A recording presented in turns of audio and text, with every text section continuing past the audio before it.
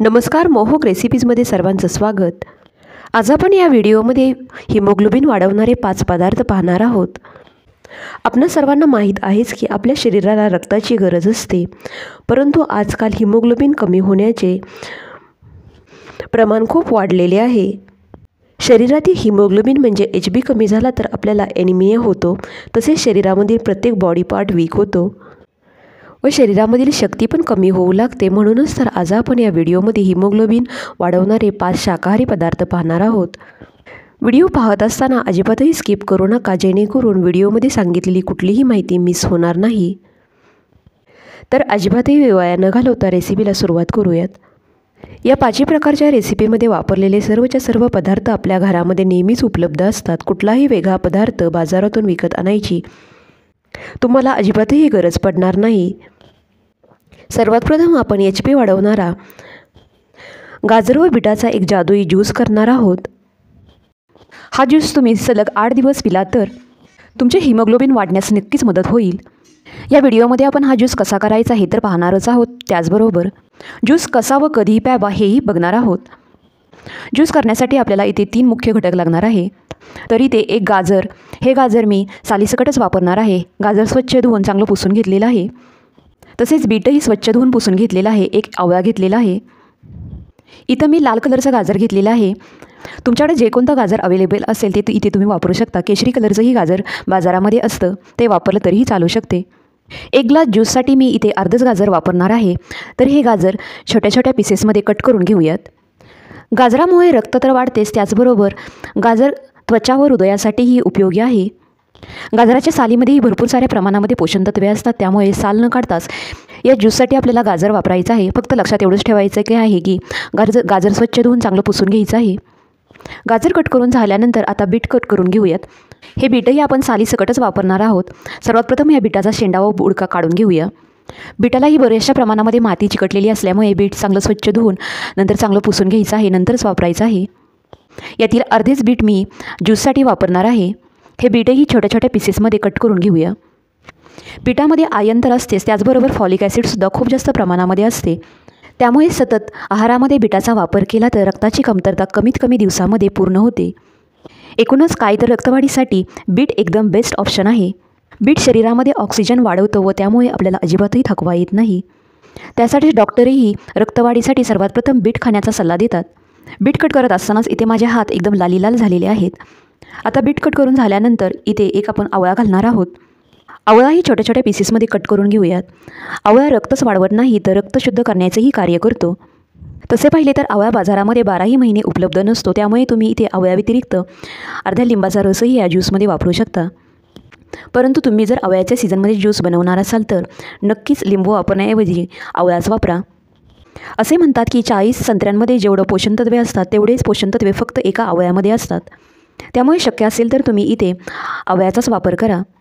आवळा, बीट व गाजर कट करून झाल्यानंतर मिक्सरच्या एका मोठ्या भांड्यामध्ये काढून घेऊया। तुमच्याकडे जर ज्यूसर असेल तर तुम्ही इथे ज्यूस करण्यासाठी ज्यूसरचाही उपयोग करू शकता। आता यामध्ये थोडासा बारीक चिरून घेतलेला गूळ घालून घेऊया। डायबिटीजवाल्या लोकांनी इथे गूळ नाही वापरला तरीही चालू शकते, त्याऐवजी तुम्ही मध वापरू शकता किंवा काहीच नाही वापरले तरीही चालू शकते। आता सर्व पदार्थ घालून झाल्यानंतर पाणी न घालता 2 ते 3 वेळा मिक्सरमधून फिरवून घेऊया। मिक्सरमधून 2 ते 3 वेळा फिरवून घेतल्यानंतर यामध्ये आत्ता अर्धा ग्लास पाणी घालून घेऊया। इथे घरामधील वापरायचे पाणी घ्यायचे नाही तर पिण्याचेच पाणी वापरायचे आहे। पाणी घातल्यानंतर हे मिश्रण मिक्सरमधून 2 ते 3 वेळा फिरवून घ्यायचं आहे। तर अशा प्रकारे इथे एकदम फाईन पेस्ट तयार करून घेतलेली आहे। आता एका गाळणीतून हा ज्यूस गाळून घेऊया। तुम्ही हा ज्यूस बिना गाळताही पिऊ शकता। बिना गाळता ज्यूस पिला तर यातील फायबर अजिबातही वाया जाणार नाहीत। गाळणीमध्ये शिल्लक राहिलेला हा चोथा आपल्याला आत्ताच फेकून द्यायचा नाही, तर हा राहिलेला चोथा या शेजारच्याच वाटीमध्ये काढून घेऊया। तर हा गाळून राहिलेला चोथा परत या मिक्सरच्या भांड्यामध्ये काढून घेऊया व परत त्यामध्ये अर्धा ग्लास पाणी घालून घेऊया व परत 2 ते 3 वेळा मिक्सरमधून फिरवून घ्यायचा आहे। तर हा मिक्सरमधून फिरवून घेतलेला ज्यूस परत एकदा गाळणीमधून गाळून घ्यायचा आहे। अशा प्रकारे 2 वेळा थोडंसं पाणी टाकून हा चोथा फिरवून घेतल्यामुळे यातील पोषणतत्वे चोथ्यामध्ये अजिबातही वाया जात नाहीत। तर हा ज्यूस पिण्याचा सर्वात बेस्ट टाईम कोणता, तर हा ज्यूस तुम्ही नाश्त्याच्या 1 तासा अगोदर पिऊ शकता। तसेच दुपारच्या किंवा संध्याकाळच्या जेवणाच्या मध्यंतरी पिऊ शकता। या ज्यूसचा तुम्हाला जर चांगला रिझल्ट हवा असेल तर हा ज्यूस तुम्ही 6च्या नंतर पिऊ नये. तसेच ज्यूस गटागटा न पिता हळूहळू एक एक घोट घेत पिऊन संपवावा. त्यामुळे तो बॉडीमध्ये चांगल्या पद्धतीने ऑब्झॉर्ब होतो. हा ज्यूस तुम्ही जर सलग 8 दिवस पिला तर फक्त हिमोग्लोबिनच वाढणार नाही तर इम्युनिटीही वाढेल. हा ज्यूस चवीला इतका भारी लागतो की हा ज्यूस प्यायची सवय लागल्यानंतर तुम्ही बाहेरील महागडे व अनहेल्दी कोल्ड्रिंक्स अजिबातही आयुष्यात कधीच पिणार नाही. तर अशा प्रकारे इथे आपला हिमोग्लोबिन वाढवणारा ज्यूस तयार झालेला आहे. आता हिमोग्लोबिन वाढवणारी दुसरी रेसिपी पाहूया. हिमोग्लोबिन वाढवणारा दुसरा पदार्थ आपण करणार आहोत गूळ शेंगदाण्याचे लाडू. त्यासाठी इथे एका कढईमध्ये 1 वाटी शेंगदाणे एकदम मंद आचेवरती चांगले खमंग भाजून घ्यायचे आहेत. प्रेग्नेन्सीमध्येही डॉक्टर आपल्याला हिमोग्लोबिन वाढवण्यासाठी गूळ शेंगदाण्याचे लाडू खायचा सल्ला देतात. जवळपास 10 मिनिटांनंतर इथे शेंगदाणे चांगले भाजलेले आहेत. शेंगदाण्याचं टरफल काढल्यानंतर ते अलगद निघत आहेत. तसेच ते खाल्ल्यानंतर एकदम खरपूस लागत आहेत. असे शेंगदाणे आपल्याला लाडवासाठी हवे आहेत. हे शेंगदाणे खूप जास्त प्रमाणामध्येही भाजून घ्यायचे नाहीत, नाहीतर लाडू चवीला चांगले लागणार नाहीत. आता हे शेंगदाणे पूर्णपणे थंड होऊ देण्यासाठी एखाद्या प्लेटमध्ये काढून घेऊया. गरम गरम शेंगदाणे ताटामध्ये ओतून घेतले तर ते थोडेसे पाणवतात, म्हणून मी इथे टॉवेलवरती ठेवून घेतलेले आहेत. आता शेंगदाणे पूर्णपणे थंड झालेले आहेत. आता याचा जाडा भरडा कूट करण्यासाठी हे शेंगदाणे एका मिक्सरच्या मोठ्या भांड्यामध्ये काढून घेऊया. गूळ शेंगदाणे हा पदार्थ हिमोग्लोबिन वाढवणाऱ्या काही प्रमुख पदार्थांपैकी एक पदार्थ असल्यामुळे त्याचा आहारामध्ये समावेश करायलाच हवा. परंतु काही कारणास्तव तुम्हाला गूळ शेंगदाण्याचे लाडू किंवा चिक्की करणे जमत नसेल तर तुम्ही दररोज मुठभर शेंगदाणे गुळाच्या एका खड्याबरोबर खाल्ले तरीही चालू शकतात. आता या शेंगदाण्यांचा मिक्सर चालू बंद करून ओबडधोबड कूट करून घ्यायचा आहे. तरी ते मी ओबडधोबड कूट तयार करून घेतलेला आहे. आता यामध्ये पाऊण वाटी बारीक चिरून घेतलेला गूळ घालून घेऊया. गूळ घातल्यानंतर कूट व गूळ असा चांगला मिक्स करून घ्यायचा आहे व परत मिक्सर चालू बंद करून 2 ते 3 वेळा फिरवून घ्यायचा आहे. तर अशा प्रकारे लाडवांसाठी लागणारं मिश्रण रेडी झालेलं आहे. हा कूट एका ताटामध्ये काढून घेऊया. 1 वाटी शेंगदाण्यांसाठी पाऊण वाटी गूळ हे प्रमाण एकदम परफेक्ट आहे. यामुळे लाडू एकदम भरभरीत होत नाहीत, तसेच ते खूप जास्त गोडही होत नाहीत. आता छोट्या छोट्या आकाराचे लाडू वळून घेऊयात. यातील थोडासा कूट असा हातावरती घेऊन चांगलं दाबून दाबून लाडू वळून घ्यायचे आहेत. हे लाडू करण्यासाठी आपण अजिबातही तुपाचा वापर केलेला नाही. तर अशा प्रकारे मी एक लाडू वळून घेतलेला आहे. अशा प्रकारे राहिलेले सर्व लाडू वळून घेऊयात. तुम्हाला जर गोड पदार्थ खायला आवडत नसतील किंवा काही कारणास्तव खाऊ शकणार नसाल तर लोखंडी कढईमध्ये केलेली शेंगदाण्याची आमटी खाल्ली तरीही चालू शकेल. त्यामुळे ही लोह वाढण्यास मदत होते. हे लाडू तुम्ही हवाबंद डब्यामध्ये ठेवून महिनाभर खाऊ शकता. परंतु कुठलाही पदार्थ कमीत कमी दिवसांमध्ये खाऊन तो संपवला तर जास्त फायद्याचे होते.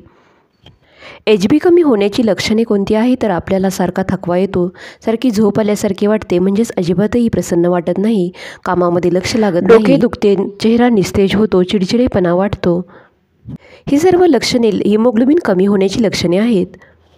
सुदैवाने ही सर्व लक्षणे तुमच्यामध्ये दिसत नसतील तर अगदी उत्तमच. परंतु भविष्यात कधीही हिमोग्लोबिन कमी होऊ नये म्हणून आत्तापासूनच आहारामध्ये हे सर्व पदार्थ नियमित ठेवावेत, जेणेकरून अजिबातही हिमोग्लोबिन कमी होणार नाही.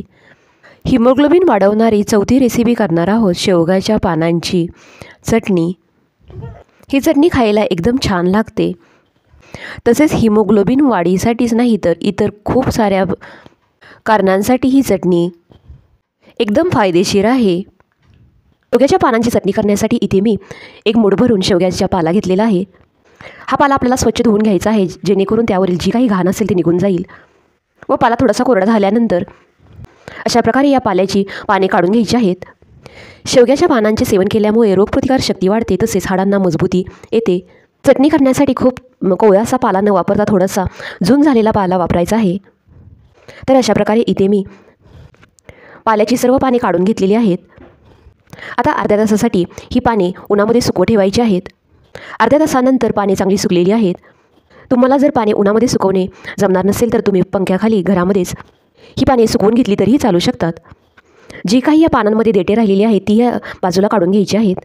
उन्हामध्ये शेवग्याची पाने सुकवल्यामुळे चटणीचा रंग थोडासा बदलतो, परंतु अशा प्रकारे उन्हामध्ये सुकवून तयार केलेली चटणी अजिबातही खराब होत नाही, बऱ्याच दिवसांपर्यंत चांगली टिकते. चटणी न करता ही पाने मिक्सरला बारीक करून त्याची जी पावडर तयार होते, 1 ग्लास कोमट पाण्यामध्ये 1 चमचा पावडर घालून पिल्यामुळे वजन कमी होण्यास मदत होते. चटणी करण्यासाठी इथे एक कढई गरम करत ठेवलेली आहे. आता यामध्ये 1 चमचा धने, 1 चमचा जिरे, 3 चमचे भाजकीचा डाळ, इथे तुम्ही हरभरा डाळ वापरली तरीही चालू शकेल, 1 चमचा उडीद डाळ. आता हे सर्व पदार्थ एकदम मंद आचेवरती 1 मिनिट चांगले भाजून घ्यायचे आहेत. हे सर्व पदार्थ हलकासा रंग बदलेपर्यंत भाजून घेतल्यानंतर एका प्लेटमध्ये काढून घेऊया. आता यामध्ये 2 चमचे सुक्या खोबऱ्याचा कीस घालून घेऊया. कीसही आपल्याला हलकासा रंग बदलेपर्यंत भाजून घ्यायचा आहे. कीसही एकदम मंद आचेवरती भाजून घेतल्यानंतर काढून घेऊया. आता यामध्ये 2 चमचे शेंगदाणे खरपूस भाजून घेऊया. शेंगदाणे खरपूस भाजून घेतल्यानंतर काढून घेऊया. तिखटासाठी यामध्ये 4 लाल सुक्या मिरच्या व थोडीशी चिंच घालून 1 मिनिट चांगलं परतून घेऊया. या चटणीमध्ये चिंच घातल्यामुळे चटणीला अजिबातही कडवट चव येत नाही. शेवग्याच्या पानांमध्ये भरपूर प्रमाणामध्ये लोह असल्यामुळे लोह शरीरात चांगले ऑब्झर्व होण्यासाठी व्हिटॅमिन सीने भरपूर कुठला तरी पदार्थ यामध्ये वापरणे गरजेचे असते. मिरच्या व चिंच भाजल्यानंतर शेवग्याच्या पानांची पावडरही 1 मिनिट चांगली भाजून घेऊया. आता हे सर्व पदार्थ पूर्णपणे थंड होऊ देण्यासाठी बाजूला ठेवून द्यायचे आहेत. भाजून घेतलेले हे सर्व पदार्थ पूर्णपणे थंड झालेले आहेत. आता हे पदार्थ एका मिक्सरच्या छोट्या भांड्यामध्ये काढून घेऊया. शेवग्याच्या पानांचे भरपूर सारे फायदे आहेत, परंतु सर्वात महत्त्वाचा फायदा म्हणजे यामध्ये भरपूर प्रमाणामध्ये लोह असल्यामुळे रक्तातील हिमोग्लोबिनचे प्रमाण वाढते. शेवग्याच्या पानांच्या चटणी व्यतिरिक्त तुम्ही याची भाजी करू शकता किंवा पराठे करू शकता किंवा ही पावडर अशीच पाण्यामध्ये घेऊ शकता. आता यामध्ये चवीपुरतं मीठ घालून मिक्सरमधून बारीक वाटून घेऊया. तुम्हाला हवा असेल तर ही चटणी तुम्ही ओबडधोबडही वाटून घेऊ शकता. तर अशा प्रकारे इथे हिमोग्लोबिन वाढवणारी शेवग्याच्या पानांची चटणी तयार झालेली आहे. ही चटणी तुम्ही थोडेसे तेल घालून भाताबरोबर, भाकरीबरोबर किंवा चपातीबरोबर खाऊ शकता. मगाशी जी पाहिलेली सर्व लक्षणे तुमच्यामध्ये दिसली व तुम्ही डॉक्टरांकडे गेलात तर डॉक्टर तुम्हाला नक्कीच HBची टेस्ट करायला सांगतील व HB जर नॉर्मल असेल तर ठीक, पण तो कमी झाला असेल तर महागड्या गोळ्या किंवा रक्त वाढवण्यासाठी इंजेक्शनचा कोर्स करायला सांगतील. प्रतिबंध हाच उपचार या न्यायाने HB कमी होऊच नाही म्हणून विशेष काळजी घेतली पाहिजे. हिमोग्लोबिन वाढवणारी चौथी रेसिपी करणार आहोत पालक सूप. सर्व पालेभाज्यांमध्ये सर्वात जास्त पोषण तत्वे कशात असतील तर ती पालकामध्ये आहेत. म्हणूनच तर आपल्या आहारामध्ये वरचेवर पालकाचा समावेश करायलाच हवा. पालक हा आरोग्यासाठी फायदेशीर आहेच, परंतु पालकाचा सर्वात जास्त फायदा हिमोग्लोबिन वाढवण्यासाठी होतो. पालकामध्ये भरपूर साऱ्या प्रमाणामध्ये लोह असल्यामुळे पालकाच्या नियमित सेवनामुळे आपल्या शरीरातील हिमोग्लोबिनची पातळी आपसुकच वाढते. तर अशा या बहुगुणी पालकापासून आपण सूप करणार आहोत. सूप करण्यासाठी इथे कढईमध्ये 1 चमचा तूप घालून घेऊया. इथे तुम्ही बटर किंवा तेलही वापरू शकता. आता लगेचच यामध्ये 2 लसणाच्या पाकळ्याचे बारीक बारीक काप करून घेतलेले आहे ते काप यामध्ये घालून घेऊया. इथे आपल्याला गॅसची फ्लेम एकदम लो ठेवायची आहे. नंतर यामध्ये बारीक चिरून घेतलेला कांदा घालूया. लगेचच यामध्ये 1 तमालपत्र घालून घेऊया. चवीपुरतं मीठ घालूया. 1 मध्यम आकाराचा लाल टोमॅटो बारीक चिरून घेतलेला आहे तो यामध्ये घालून घेऊया. पालक शरीरामध्ये चांगला ॲब्झॉर्ब होण्यासाठी व्हिटॅमिन सीने भरपूर असा कोणता तरी पदार्थ पालकामध्ये घालणे गरजेचे असते. नाहीतर पालकाचे जेवढे फायदे मिळतील तेवढे मिळणार नाहीत. आता यामध्ये 4 ते 5 मिरे बारीक वाटून घेतलेली आहेत ते मिऱ्याची पावडर यामध्ये घालून घेऊया. कांदा व टोमॅटो चांगले मऊ झाल्यानंतर यामध्ये 20 ते 25 पालकाची पाने स्वच्छ धुवून बारीक चिरून घेतलेली आहेत ती पाने यामध्ये घालून घेऊया. सूप करण्यासाठी इथे आपण अजिबातही पालकाच्या देठाचा उपयोग केलेला नाही. त्या शिल्लक राहिलेल्या देठाचा उपयोग तुम्ही भाजीमध्ये करू शकता. पालक किंचितसा चवीला उग्र असतो, त्यामुळे 2 मिनिटासाठी ही पाने तुपामध्ये चांगली परतून घ्यायची आहेत. पालकाचं सूप हे दुसऱ्या एका पद्धतीनेही केलं जातं. त्यामध्ये पालकाची अख्खीच पाने शिजवून शिजलेली पाने मिक्सरला बारीक करून त्यापासून सूप केलं जातं. परंतु त्या पद्धतीने करण्यापेक्षा प्रकारे सूप केल्यामुळे पालकामधील अजिबातही पोषण तत्वे वाया जात नाहीत. आता यावरती झाकण ठेवून 2 मिनिटासाठी पालक शिजवून घेऊया.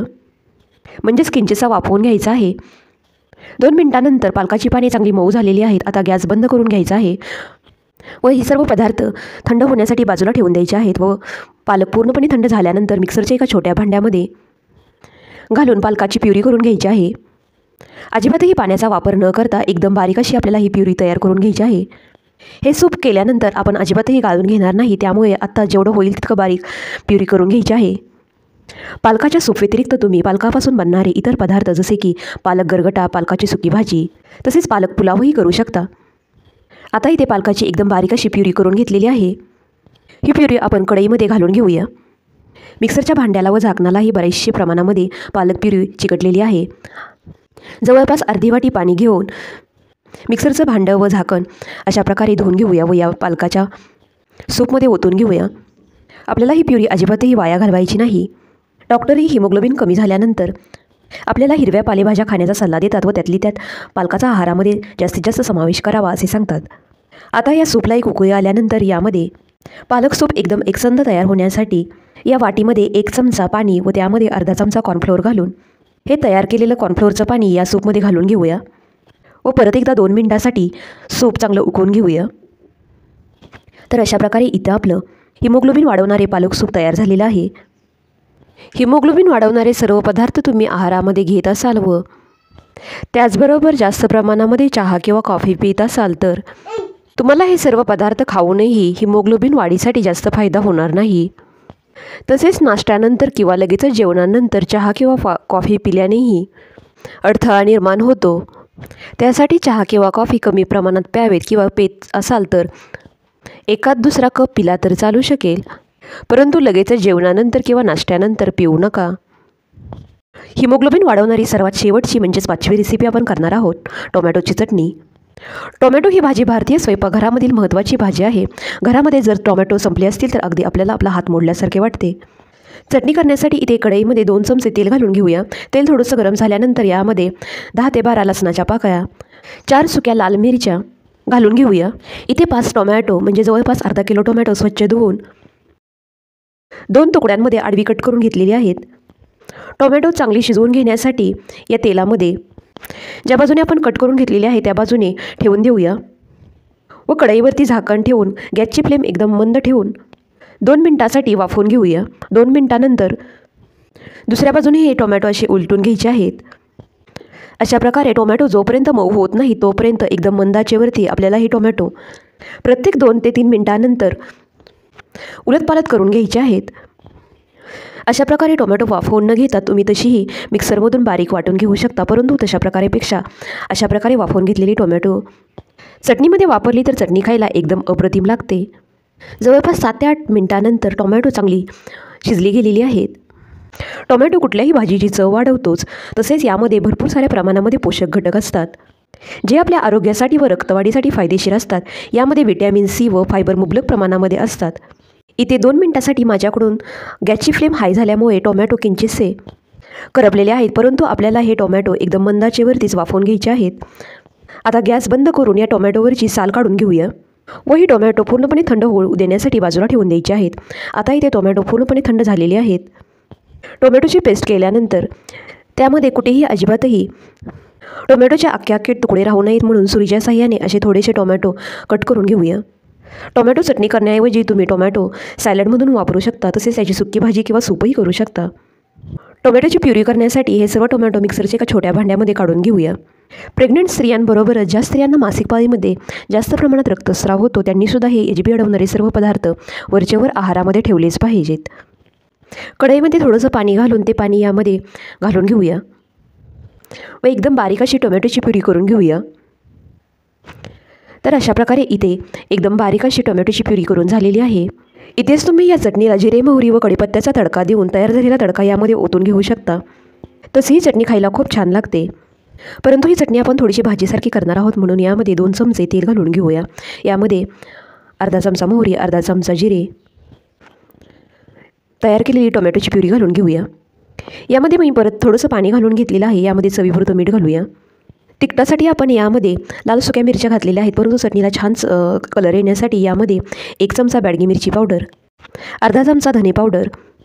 टोमॅटो चवीला आंबट असते व त्यामुळे ही चटणी थोडीशी आंबट तयार होते म्हणून यामध्ये थोडासा बारीक चिरून घेतलेला गूळ घालून घेऊया. एक उकळी आल्यानंतर यामध्ये सर्वात शेवटी बारीक चिरून घेतलेली कोथिंबीर घालूया. तुमच्या आवडीनुसार तुम्ही ही चटणी पातळ किंवा घट्ट बनवू शकता. ही चटणी तुम्ही चपाती, भाजी, भाकरीसोबत खाऊ शकता व विशेष म्हणजे ही चटणी इडली, डोसासोबरोबर खायला एकदम छान लागते. तर अशा प्रकारे हिमोग्लोबिन वाढवणारी सर्वात शेवटची रेसिपी रेडी झालेली आहे. या 5ही रेसिपीसाठी वापरलेले सर्वच्या सर्व पदार्थ आपल्या घरामध्ये नेहमीच उपलब्ध असतात व जास्त महागही नसतात.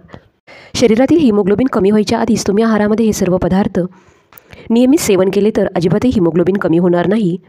व्हिडिओ आवडला असल्यास व्हिडिओला लाईक करा, शेअर करा आणि अजूनही चॅनलला सबस्क्राईब केलेलं नसेल तर सबस्क्राईब करायला अजिबात विसरू नका. पुन्हा भेटूयात अशाच एका नवीन रेसिपीसह. तोपर्यंत घरी बनवलेले पदार्थ खा आणि स्वस्थ राहा. धन्यवाद.